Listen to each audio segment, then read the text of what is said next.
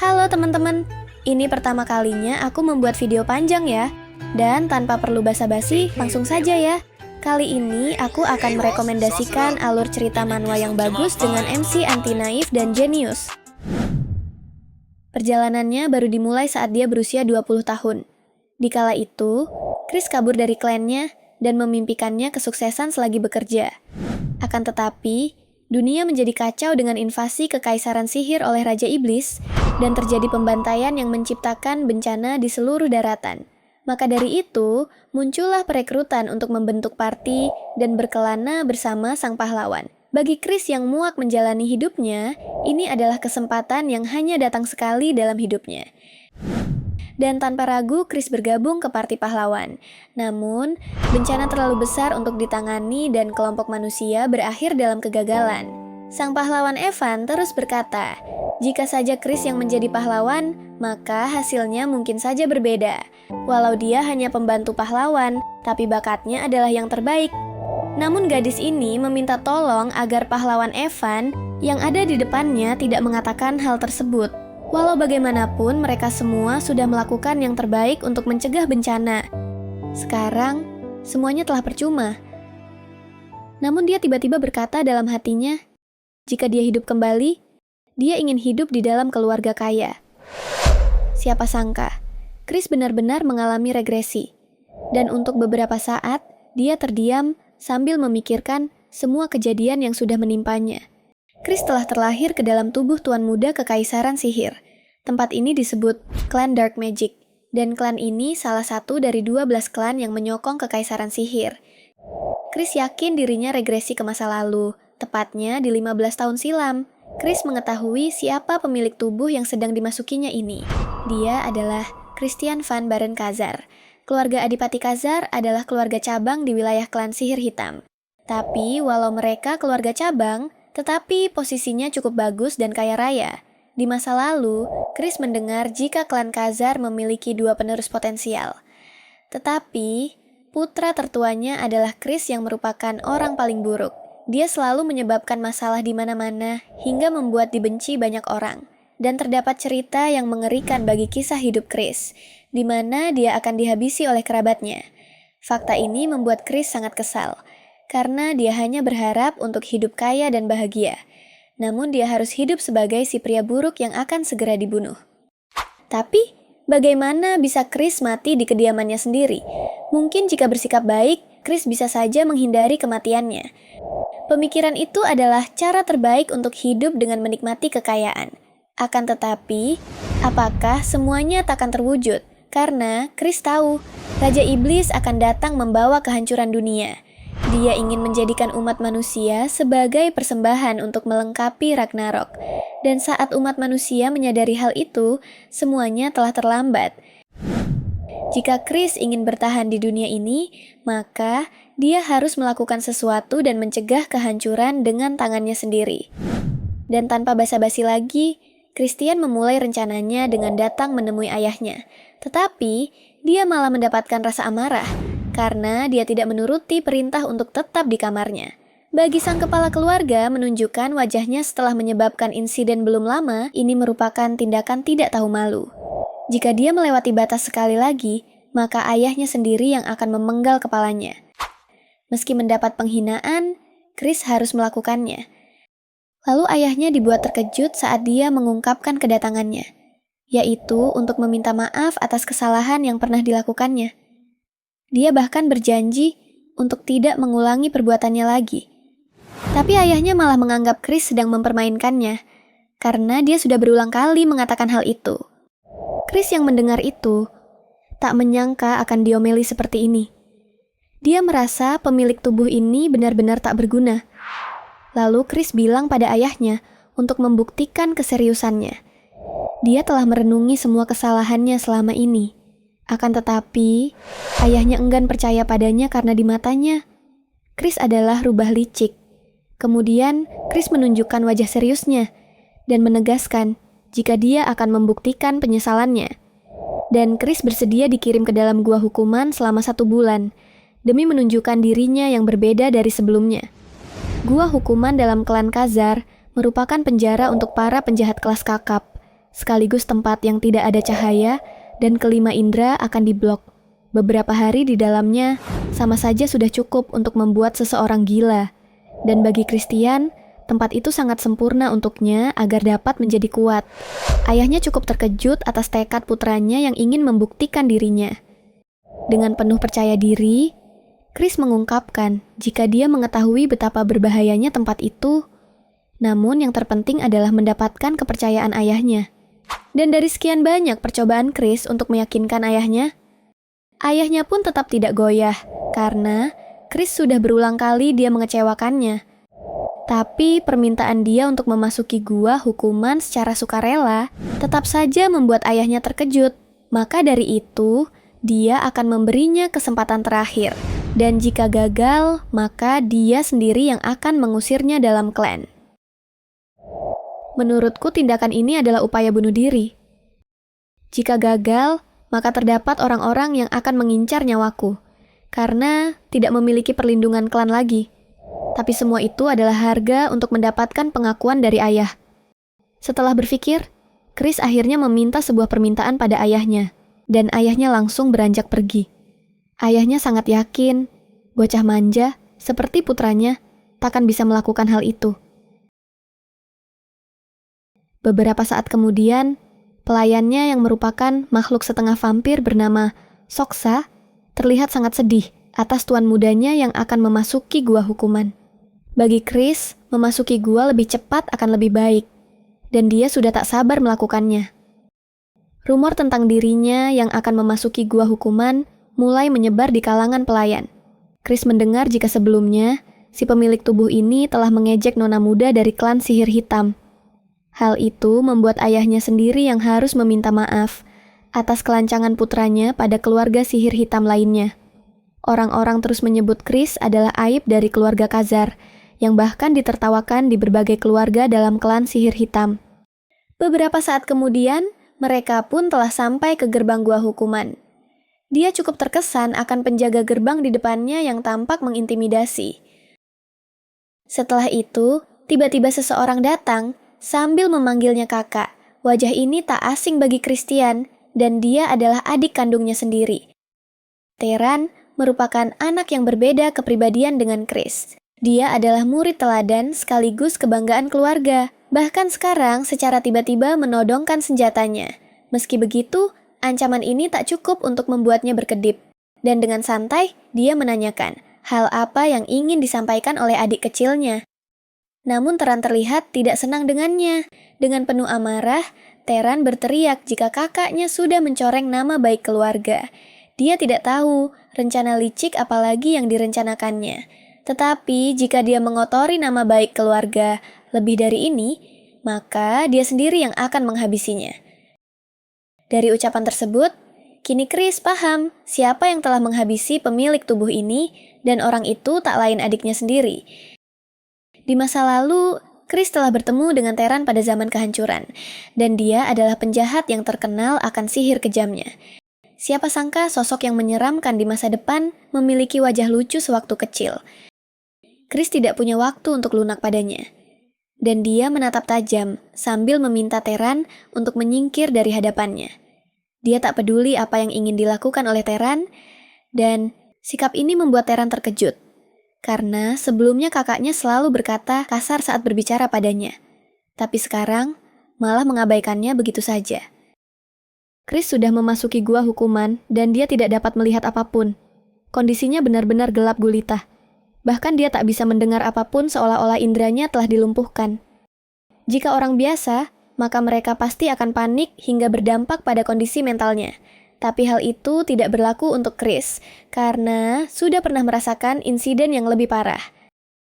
Bagi Chris mengunci kelima inderanya termasuk salah satu keinginannya, karena dengan begitu, dia bisa melihat lebih jauh ke dalam dirinya. Chris akan bisa merombak tubuh yang rusak ini, dan proses ini membutuhkan waktu serta keberuntungan. Dengan skill dan pengalaman yang diketahuinya di masa lalu, maka dia mampu berlatih mandiri. Meski begitu, hasil akhir tetap ditentukan oleh kristal sihir yang dapat menjadikan proses ini lebih cepat. Sejujurnya, Chris mengira dirinya takkan mendapatkan kristal sihir karena harganya yang sangat mahal, Tetapi dia mendapatkan berkah dari klan elit, di mana dia berhasil memilikinya walau dia anak tak berguna. Bahkan di kehidupan sebelumnya, Evan dan dirinya harus bekerja keras untuk mendapatkan kristal sihir dengan kualitas yang terbaik. Dengan pengalamannya di masa lalu disertai bakatnya yang luar biasa, maka proses ini sama saja dengan membalikkan tapak tangannya. Di sisi lain, kepala klan menanyakan kondisi Chris saat memasuki gua hukuman, dan pelayan menjawab jika dia memasukinya tanpa paksaan apapun. Ayahnya menduga jika Chris mungkin saja akan memberontak karena takut memasukinya. Tetapi siapa sangka dia benar-benar melakukannya. Saat kecil, masa depan Chris terlihat menjanjikan, dan ayahnya juga menaruh harapan besar padanya. Namun setelah dia beranjak dewasa, dia menjadi anak yang rusak, bahkan sangat buruk dari siapapun. Namun sekarang, wajah serius Chris yang ingin membuktikan dirinya terus terbayang dalam benaknya. Hari ini seharusnya masa hukuman Chris telah usai. Bahkan sang kepala klan datang sendiri untuk melihatnya. Dia cukup yakin jika putranya akan beruntung jika dia masih hidup, tapi mentalnya pastinya sudah rusak. Namun saat gerbang terbuka, ayahnya Chris kaget. Dia melihat sesuatu yang tak terpikir olehnya. Melihat putranya dalam keadaan yang sangat baik. Bahkan, Chris tersenyum padanya karena merasa terhormat ayahnya sendiri yang datang menjemputnya. Ayahnya pun berusaha menahan dirinya dan berusaha tidak menunjukkan wajah kaget dan bersikap biasa saja di hadapan putranya. Meski begitu, Chris memahami jika ayahnya tidaklah seburuk itu padanya. Tetapi tetap saja dia belum sepenuhnya mempercayainya. Sebelum masuk ke dalam gua, ada kejadian yang tak terduga. Ada seseorang yang ingin mencelakakan Chris dengan mencampurkan kristal bawaannya dengan kristal ilusi. Pelayan Chris yang berdarah campuran merasakan keanehan itu dan sempat mencoba menghentikannya, tapi Chris bersikeras memintanya tidak melaporkan apapun kepada ayahnya. Berkat kristal ilusi dari seseorang itu, malah mempercepat perkembangan Chris. Chris juga berhasil membuat 2 jenis core yang berbeda. Dan ini adalah pencapaian yang hanya bisa dilakukan oleh sang jenius sejati. Core pertama adalah core cahaya yang tidak dimiliki oleh klan sihir hitam. Dan Chris menggunakan core hitam untuk menyembunyikan core cahaya miliknya. Dan dikarenakan Chris telah menepati janjinya, maka Chris akan mengajukan permintaannya. Permintaannya sangat sederhana. Chris hanya meminta agar ayahnya memberinya izin untuk menggunakan lapangan latihan kesatria hitam Dark Knight. Walau terdengar sederhana, tapi ayahnya tetap nyinyir kepada Chris. Orang lemah seperti Chris tidak berhak menginjakkan kaki di sana. Dark Knight atau kesatria hitam adalah salah satu dari 3 ordo yang mendukung klan sihir hitam. Dan Chris takkan dibiarkan masuk kecuali dia membuktikan kemampuannya. Chris mengungkapkan dia tidak meminta untuk masuk ke ordo mereka dan hanya ingin melihat tempat latihannya. Ayahnya pun akhirnya menyetujuinya. Namun ayahnya memperingatkan agar dia tidak membuat onar di sana. Saat ayahnya ingin beranjak pergi, Chris masih meminta satu hal lagi padanya, yaitu dia menginginkan bisa dapat akses masuk ke perpustakaan sihir hitam. Next, beralih ke tempat latihan. Para kesatria di sana mulai menaruh perhatian kepada seseorang yang baru saja tiba. Sosok menarik perhatian itu adalah Chris dengan sebuah pedang di sampingnya. Para kesatria bahkan mengejeknya secara terang-terangan dan Chris tak menyangka mereka berani melakukannya. Chris datang bukan hanya sekedar untuk berkunjung. Kata ayahnya, jika dia ingin masuk ke perpustakaan sihir, dia harus mendapatkan sebuah surat rekomendasi dari wakil Komandan Melin. Kenapa ayahnya harus memberinya syarat tertentu padahal dia masih bagian dari klan? Karena Christian pernah mencuri buku di sana dan menjualnya ke pasar gelap dengan harga yang sangat murah demi kepentingannya. Setelah itu Chris melihat Teran. Dan Teran adiknya Chris ini berkata pada Chris bahwa tempat ini tidaklah cocok bagi seorang kutu yang menyedihkan. Chris merasa tidak nyaman karena tatapan mereka. Dan kebanyakan dari mereka terlalu arogan. Chris pun tidak tinggal diam, dia akan memanfaatkan mereka semua dengan memberinya sebuah pelajaran yang berharga. Lalu Teran menyuruhnya segera pergi, karena kakaknya sebaiknya menghargai nyawanya yang nyaris tak terselamatkan, akibat dari memasuki gua hukuman. Sambil tertawa, Chris menegaskan, jika adik kecilnya tidak seharusnya bersikap lancang.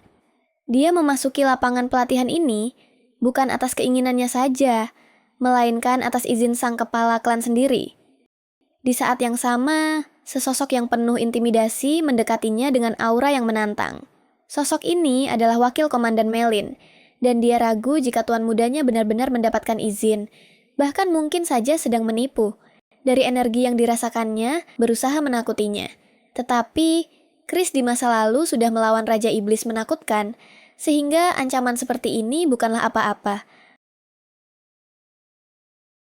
Dikarenakan sang wakil komandan telah datang, maka Christian ingin membuktikan dirinya agar dapat menggunakan tempat pelatihan dengan melawan salah satu dari kesatria yang dipilih langsung olehnya. Walau terdengar seperti lelucon, tetapi Chris percaya diri dan berharap ada yang berani melawannya.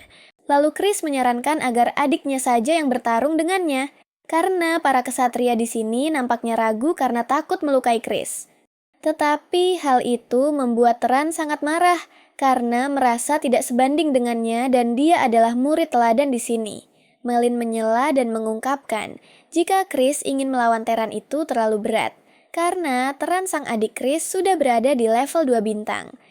Level ini bukanlah level yang bisa diraih sembarang oleh anak 13 tahun, sekaligus merupakan pencapaian yang sangat langka. Walaupun demikian, Chris tetap berharap Melin menyetujuinya. Dia pun menanyakan apakah Teran akan melarikan diri, dan takut pada kakaknya sendiri yang dianggap tak berguna ini. Teran yang merasa diremehkan pun tak bisa menolaknya. Duel pun akan segera dimulai. Semua kesatria menyaksikan mereka dengan melingkar. Bahkan di antaranya berteriak agar Teran mengambil kesempatan menghabisi kakaknya demi mengamankan posisi pewaris pemimpin klan. Sebelum mulai, Chris ingin mendengar bagaimana cara menentukan pemenangnya. Apakah dia harus membuat bocah di depan babak belur atau menyerah? Melin pun memberitahu, jika salah satu dari mereka jatuh, maka dia akan kalah. Dan banyak yang berharap agar Tuan Muda Teran mematahkan salah satu dari kaki Chris agar dia sadar diri. Pertandingannya pun dimulai, dan tak perlu basa-basi. Hanya dalam waktu singkat saja, Chris telah berada di depannya Teran dan berhasil mendaratkan serangannya. Chris mengingatkan agar adik kecilnya fokus. Teran takkan mengulangi kecerobohannya lagi, dan dia akan segera membalas apa yang diterimanya. Akan tetapi, mendaratkan satu serangan ke tubuh kakaknya tidaklah mudah. Di masa lalu, Chris telah melalui ribuan pertarungan dengan musuh yang tak terhitung jumlahnya. Oleh karena itu, membaca serangan lawan adalah hal sangat mudah bagi Chris. Dan dengan tubuh yang sudah diperkuat, maka dia bisa mengalahkan adiknya yang dijuluki sang jenius klan. Para kesatria yang melihat pemandangan ini sangat terkejut, karena mereka tak pernah menyangka tuan muda yang hanya menghabiskan waktu dengan bermain-main bisa sekuat itu. Walau belum menjatuhkan Teran, tapi tuan muda Teran dibuat mundur hingga merasakan kesakitan. Lalu Chris menertawakannya sambil menanyakan apakah adik kecilnya sedang menangis. Teran berusaha menjaga ketenangannya sambil menanyakan trik kotor apa yang coba digunakan oleh Chris. Dia terus mempermainkan Teran, bahkan mengatakan jika dia tak membutuhkan trik karena Teran hanyalah bocah lemah. Ucapan itu benar-benar membuat Teran lepas kendali atas penghinaan yang disaksikan oleh para kesatria. Tanpa pikir panjang lagi, Teran memutuskan menggunakan energi hitam dalam serangannya untuk menghancurkan lawannya. Meski begitu, Chris tetap menertawakannya karena semua serangannya sangatlah lemah. Lalu dia menangkis tinju yang sudah terbaluti oleh energi hitam adiknya. Tanpa pikir panjang lagi, Chris melayangkan tinjunya dan mengenai telak di dagu Teran. Walaupun Chris tak berniat menghabisi adiknya, tetapi tinju itu terlalu berat untuk ditangani. Dengan ini, maka Teran yang dianggap jenius telah dikalahkan dengan mudah oleh si pembuat onar dalam klan. Pemandangan ini membuat semua orang tercengang akan hasil yang di luar dugaan mereka semua. Sementara itu, Melin tak dapat berkata-kata akan hasil duel ini. Kemudian Chris menanyakan apakah hasil ini sudah cukup untuk membuktikan kemampuannya. Sebagai wakil komandan, Melin akan menepati ucapannya dan mengaku kepantasan tuan muda pertama di depannya. Raut wajah Chris tampak begitu senang, tapi yang dipikirkannya adalah perpustakaan di mana dia bisa melahap semua ilmu berpedang sekaligus mantra sihir di sana. Oke teman-teman, karena durasi videonya sudah cukup panjang, kita lanjutkan ceritanya di video part 2 ya. Dan aku mengucapkan banyak terima kasih buat kalian yang sudah menonton video pertamaku ini. Dan sampai jumpa di video selanjutnya ya. Thank you.